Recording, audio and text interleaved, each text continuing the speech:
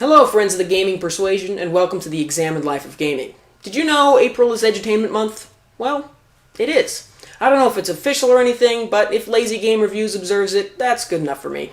There were so many edutainment games in the 80s and 90s, and I get the feeling that everybody has a unique cross-section of experience with those games. There's some overlap, sure. It seems like everybody's played some variation of Treasure Mountain, Math Blaster, and Oregon Trail. I had Treasure Mountain and a few Super Solvers games on 5 1/4-inch floppies, but I pretty much abandoned them when I got my first computer, a Windows 98 machine. Most of my edutainment gaming was done on computers at school, like Number Munchers on the glorious Apple IIe. But there were two CD-ROM edutainment games I played on the family computer.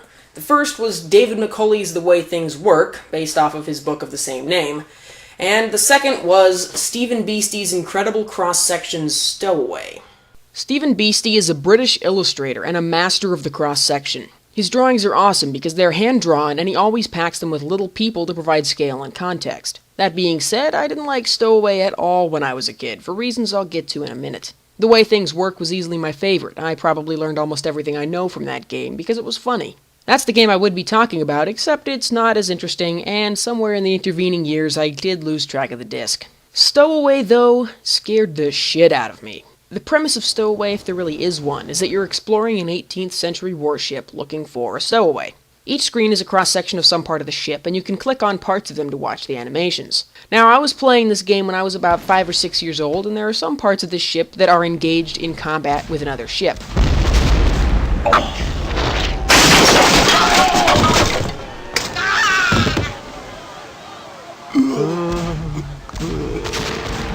Holy shit! Now this was borderline terrifying to my 5 or 6-year-old self, but I did soldier on, at least until I got to the part where the doctors begin sawing off legs. I never found the stowaway. But it's Edutainment Month, so it's past time I gave it another try. These games were part of a series published by DK Multimedia, which is a kind of short-lived subset of British publishing giant Dorling Kindersley that existed only in the 90s. They're still in the business, though, since they own Brady Games, the strategy guide people. The boxes for these games are frankly amazing. They look kind of like huge, gorgeously printed books with awesome art and design. Inside the box is a plastic caddy with a disc and an extra jewel case-style cardboard sleeve to store your game in if you don't want to keep the box. The plastic caddy also has a Japanese-style obi showing other titles available from DK Multimedia, like The Way Things Work, and Stowaway. Wait, I already have this game! Stowaway, like the other DK games, was available for DOS, Windows 3.1, or Macintosh. Both of mine are the Windows 3.1 versions, so making them run on my machine was, fucking impossible. I tried to track down a DOS version, but I really only have the box's word that a DOS version even exists. After a bit of tweaking and miscellaneous fun, I was able to install Windows 3.1 in DOSBox and use the Windows 3.1 version. If it looks choppy, that's not the DOSBox emulation, that's the barely passable animation of the game. The entire game was hacked together by laying animated mouse cursors over bitmaps, so without a VGA capture device, MSRP $300, this is the best I can do. When you start it up, you have the option to explore the ship, meet the crew, see how many places you found the stowaway, or get help. The crew section is too wordy and doesn't have any animations, so I just go to the ship. You can click on any part of the ship to look at it immediately, or start at the front and use the navigation buttons to move around. There are hyperlinked words in some descriptions which will show you small pop-ups with definitions, but most of them will be seen in more detail or with animations farther on in the ship, so there's not much reason to click on them. The goal of the game is to find the stowaway on each of the 10 sections of the ship, each of which has multiple levels. After you find him 10 times, he tells you a secret, or so I'm told. I've never fucking found him that many times.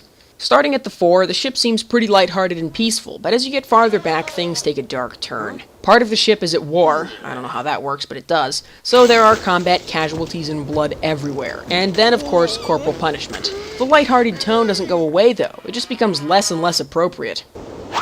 Ow! Oh, Jesus! You can't go from wacky cartoon hijinks to the depths of human agony! These stupid people may talk like cotton-mouthed Sims, but they shriek with an unholy clarity. Hee hee. Oh, God. Why? Grim. No, wait, I'm still horrified about the dead body. You can't do it this way around. Funny, then tragic. Always in that order. Huh? Christ!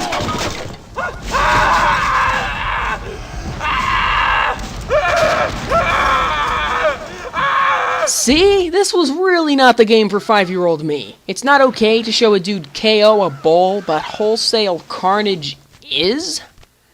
Dude, this guy has less crotch definition than Raiden. And the Admiral is taking a bath. Hey, Admiral, don't drop the soap. That ass is mine. There's a dude getting fucking murdered in the hold. Why? Why did I need to know or see that? Flogging! Great! That's fun and edutainable. Yeah, keep whipping him. I'm actually learning to get off on this stuff. But I do feel like a douchebag for trying to find and rat out the stowaway. This is probably what they're gonna do to him. Or make him run the gauntlet. Ooh, crowdsource that flogging. Oh, there's more. 3 instances of flogging on one ship.